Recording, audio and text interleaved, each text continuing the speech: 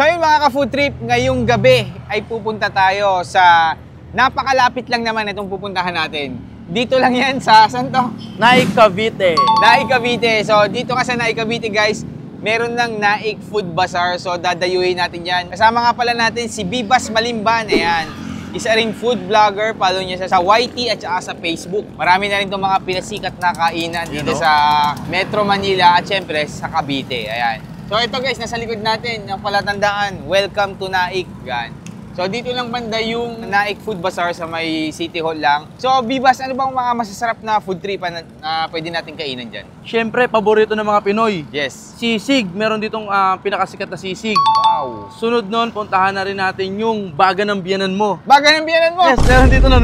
Kala ko baga ng mama yun. Dito sa Naik Biyanan. Ay, gano'n. May gano'n din pala, no? Kakaiba yan, ha? And then, ano ba? Yung Garahe Food House sa mga mahilig sa mga inasal dyan. Tapos Ayun. siyempre, tapos na kumain, nakakauhaw. Oo. Masarap na inumin, meron tayo dyang Vienta Cafe. Yan ba yung, ano mo, cafe store mo dyan? Yes. Ba't ba nag-business ka, Bibas?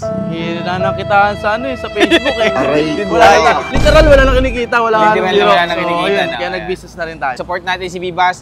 Puntahan din natin mamaya yung Vienta Cafe niya. Puntahan din natin yan. And then, syempre, food trip muna tayo. Kain Tara, muna tayo dito tara. sa napakaraming tao sa food park. Tara. Let's go!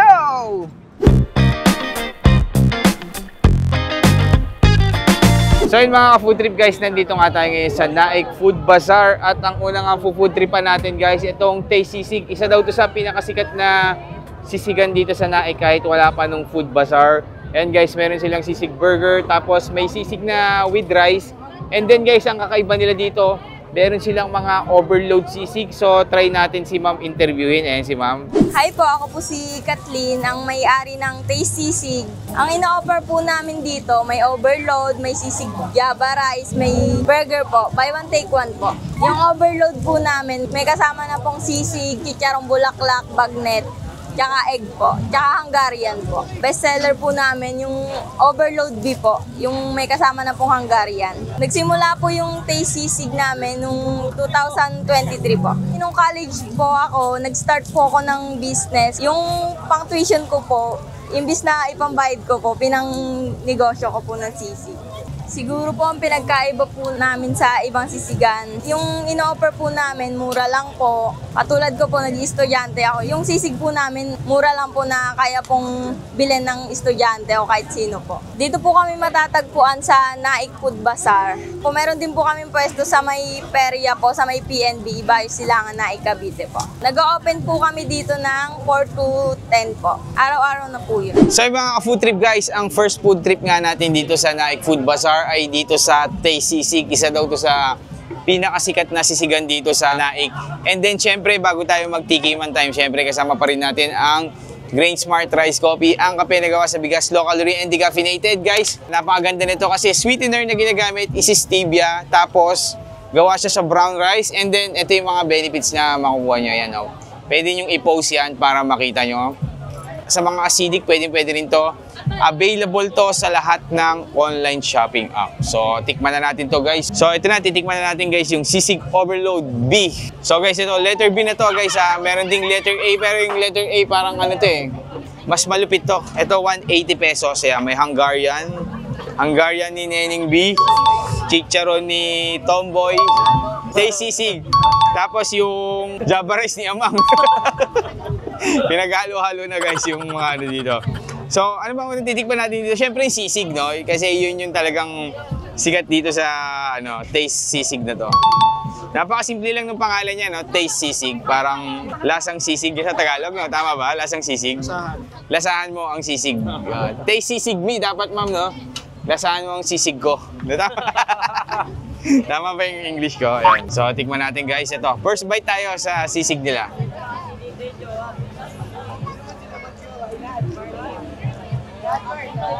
Sarap nga guys. Walang malasa. And then, habang inagat mo, parang may crunchy na malalasahan ka. Parang tumutunog-tunog. Tapos yung mayo, tama lang yung amount na nilagay. Panalo. So yung pinakamurang sisig nga nila guys, 70 pesos lang. Swak na swak sa mga budget friendly. And then syempre, sa mga estudyante. So tikman natin naman ng with rice. Ang sarap ng ano nila, ng sisig nila. Ayun o, wow. Natin.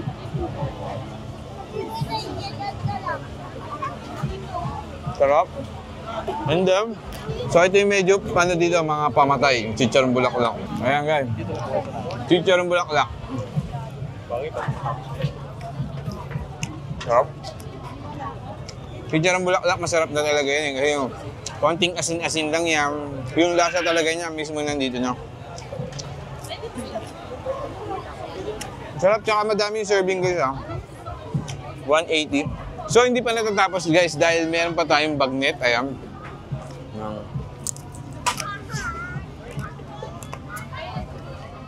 Tingin ko ito rin yung ginagawa nilang ano, sisig, pinalaki lang. Harap din. And syempre, yung kanilang Hungarian overload yan. Ma'am, anong tatak nito? Nung ano nyo? Yung carnival na. Yun masarap eh. So carnival din to guys. Pares din to nung kayong Neneng B. Tama nga.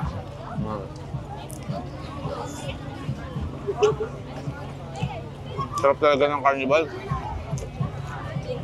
Panalo.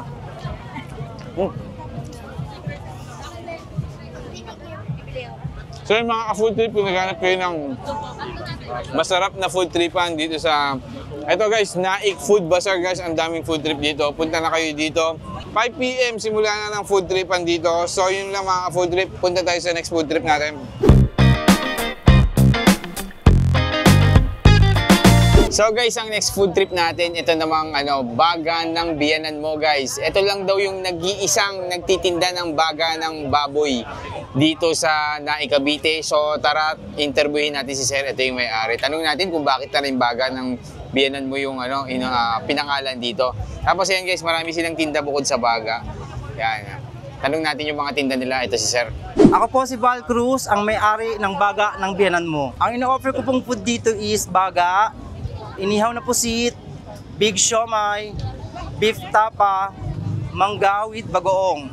Meron din po kaming kaldereta at thick Milo. Ang best seller po namin ngayon dito ay ang trending na baga. So nag-start po ang aking business noong 2021. Every time po na magkakaroon ng food bazaar dito sa aming bayan ng Naik, inilalabas ko po ito. Actually, isa po akong salon owner. So pinangalan ko po ang baga ng biyanan mo para sa mga taong may galit sa kanilang mga biyanan. So ito na po yung pagkakataon nyo. Subukan nyo na po, makakaganti na po kayo. Matatagpuan po kami sa Naik Food Bazaar. Open po kami ng 5 PM till 10 PM. So yung mga food trip, second food trip natin dito naman sa baga ng biyanan mo. And then, ang titikman natin dito yung kaisa-isang nagbebenta ng baga dito sa Naik guys. So yung mga food trip dito nga, 20 pesos meron ka ng baga. Pero syempre, nandito na rin tayo. Sulitin na natin, in-order natin yung ganito kalaki. Ayan, 100 pesos. Meron din silang tapa, may kalderetang spaghetti. Kalderetang spare ribs, tapos may siomay, may mangga. Ang dami, no? Parang familiar yung mga tinda nyo, sir. Yes po sir, lahat po ng trending foods. Oo, no? Trend na foods. Parang nakita ko na to sa Quiapo yung mga tinda dito, nadala ni sir sa Naik. So okay na okay din, di ba? At least hindi na pupunta yung mga taga Naik, hindi na pupunta ng Quiapo, dito na lang kay baga ng biyanan mo. Ayan. So dito nga guys, kakaiba dahil toyo ang nilagay, hindi suka. Ayan, try natin.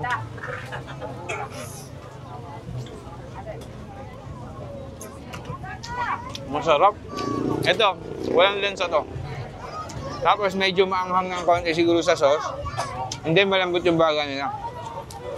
Juicy. Sarap. 100 pesos ganito kagami. Pwede na. And then pag gusto niyo naman ng mga rice meal niya, meron sila dyan. Try nyo na lang. Dito pa rin to sa Naik Food Bazaar pala. Dito sa Naik, Cavite. So, ito yung bagong pinagkakaguluhan. Sobrang daming tao dito. Tapat na siya ng munisipyo ng Naik. Yan.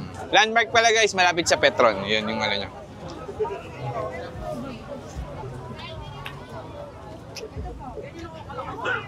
Masarap. Masarap lang. Kasi ang lambot yun. Panalo. So yun yung mga ka-food trip. Punta na kayo dito. Thank you.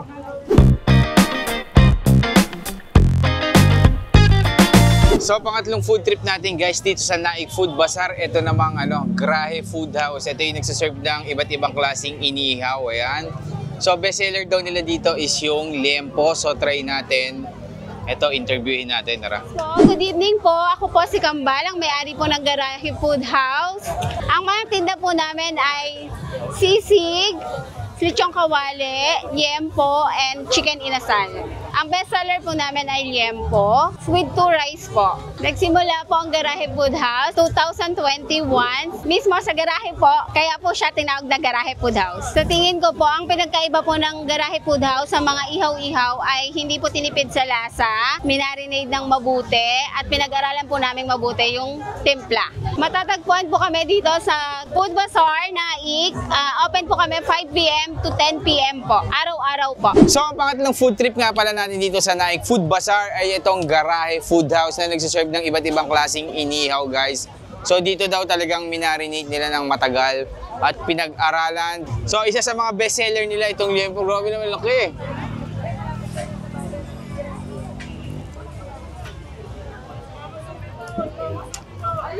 Masarap nga, guys, ano? Malinamnam, tapos manamis-namis yung lasa. Hindi, malambot yung barbecue nila. Sarap. Tapos dalawang rice pa yung kasama niyan, ha? Juicy, smoky, savory, sweety.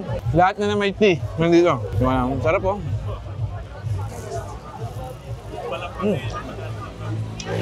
Tapos yung rice nila, masarap din yung rice nila. Siguro grain smart rice din to. Ito yung Amaya rice, no? Oh, 125 pala to, guys. Ganito kalaki siya, no? Nakagatan ko na yan. So next naman natatry natin yung kanilang chicken inasal. So dito lang yan, guys, sa Garahe Food House. Tikman natin kung gaano kasarap to.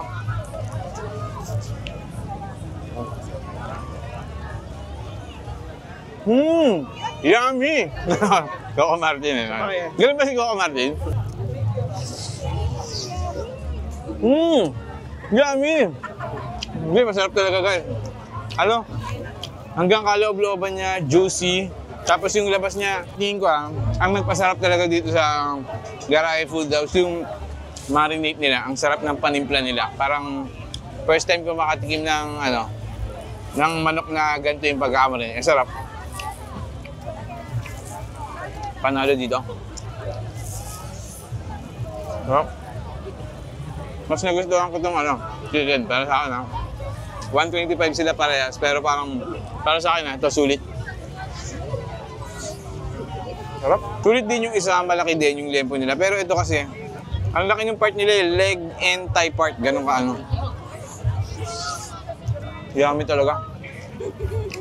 So kung naghanap kayo ng mga ihaw-ihaw na food trip dito sa Naik Food Bazaar, Garahe Food House, yan. Thank you.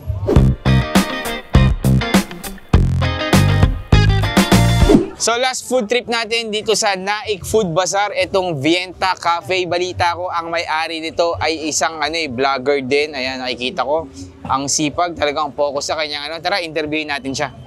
Ako si Vivas Malimban, isang food vlogger na ngayon ay nagmamay-ari ng Vienta Cafe. Ang mga tinda po namin dito ay meron po tayong coffee, non-coffee kung ayaw ng kape, at mga soda-based na umiilaw yung baso. Ang pinaka-bestseller namin dito na balik pera pag hindi masarap, etong Biscoff Matcha. Tapos syempre, yung aming soda-based na umiilaw yung baso na kami lang ang meron dito sa buong Naik. Kaya pag meron ka nakita sa iba, ibig sabihin, ginaya. So nagsimula yung business namin, syempre mahilig talaga kami sa kape, tapos maliit na yung kinikita sa pag-vlog. Kaya we decided na mag-build ng sariling small business. 2 months pa lang po kami nag-ooperate, and ngayon very thankful na nakasali agad kami sa Mi Bazaar. Syempre ang kakaiba dito sa Mi Vienta Cafe compare sa ibang coffee shop, syempre nga meron kaming soda-based na umiilaw yung baso, aesthetic pang my day mo. Tapos yung barista namin nag-aral talaga, so may certificate, hindi lang basta-basta barista.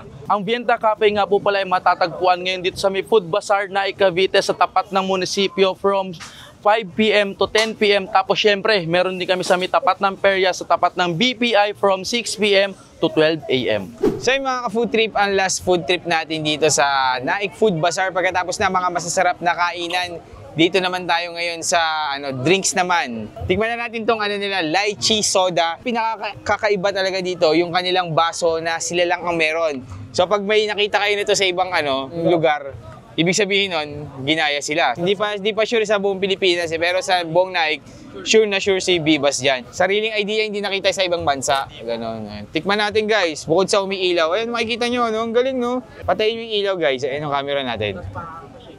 Ayan, shake natin. Ayun, no? Grabe. Ang galing, no? So dito lang yan.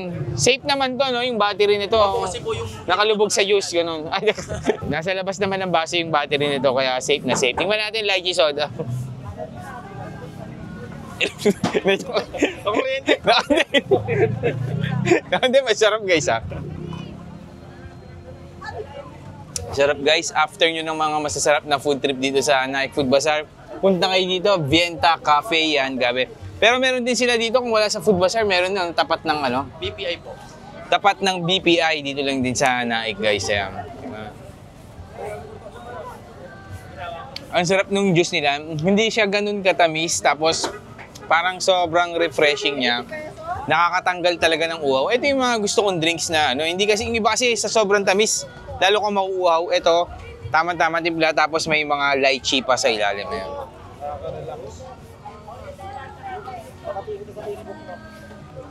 Nakaka-relax naman, nabaliktad yung straw. Nandito yung tusok, kaya pala hirap ako. Pero sobrang relaxing guys. Another innovation na naman ng mga street food na mga juice. Oh. So ito yung talaga yung pinaka-best seller sa kanila. Pagdating sa mga non-coffee, yung kanilang Biscoff Matcha. Tikman natin.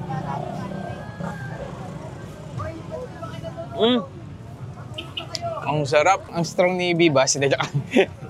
Ang strong nung lasa ng matcha niya. Tapos, lasa mo pa rin yung Biscoff. Ganun yung lasa niya, balance na balance. Pero mas konting tapang lang yung matcha niya. Pero yung Biscoff malalasa mo pa rin. Ang sarap. So guys, ang sarap nito. Ito, mauubos ko ito talaga. Ang sarap, parang ang rin nag-dessert. Parang kumakain ka na rin ng tiramisu. Ganun, pinaghalo-halo. Ang sarap nito guys. 159 pesos lang, quality na drinks. Mabibili nyo yan dito sa Vienta Cafe. So yun lang mga kapudrip, sa mga naghanap ng refreshing na drinks yan, punta kayo dito kay Vienta Cafe. Ito si Bibas guys. Support natin yung ating tropang food vlogger din yan. Isa rin sa mga, marami na rin natulungan ng mga negosyo to. So ito naman yung time, Bibas. Babawian ka naman ng mga food vlogger ngayon. Yun. Salamat.